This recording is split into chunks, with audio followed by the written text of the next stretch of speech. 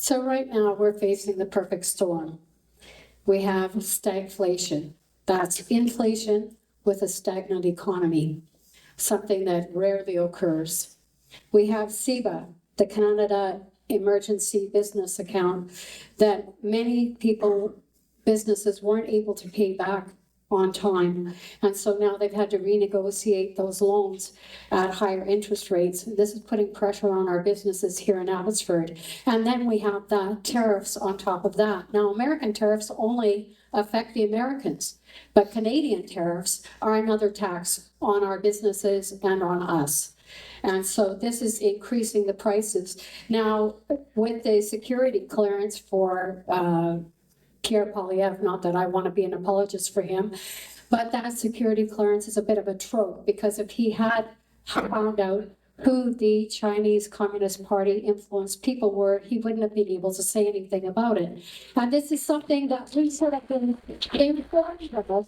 As people voting, we should know who is influenced by Chinese Communist Party, whether it's the Liberals or the Conservatives, or our friend at the end of the table, who, when he was Minister of Finance, presided over the biggest Chinese money laundering in casinos and in the housing market here in Vancouver.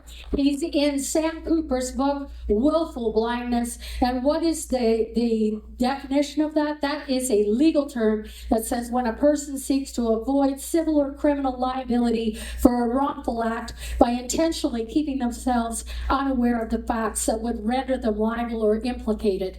And it is clear that Mike de Jong's office knew about that Chinese money laundering and turned a blind eye. We still have that going on, and that's something that all Canadians have a right to know, who's influenced, who is actually in favor of our country and not a foreign country.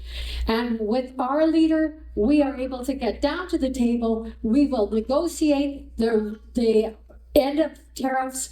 We will fix the security problems in our ports and at our border. We will stop the Chinese army from being here and doing their different exercises on Canadian soil, Chinese police stations across our country. This is unacceptable. And Chinese immigrants who come here should be free of that influence. We need to stop these things. We need to guarantee the freedom of all people. And there is nobody who's a greater freedom fighter than Maxime Bernier, who was arrested in Manitoba for our sake, protecting and fighting for our freedom during COVID.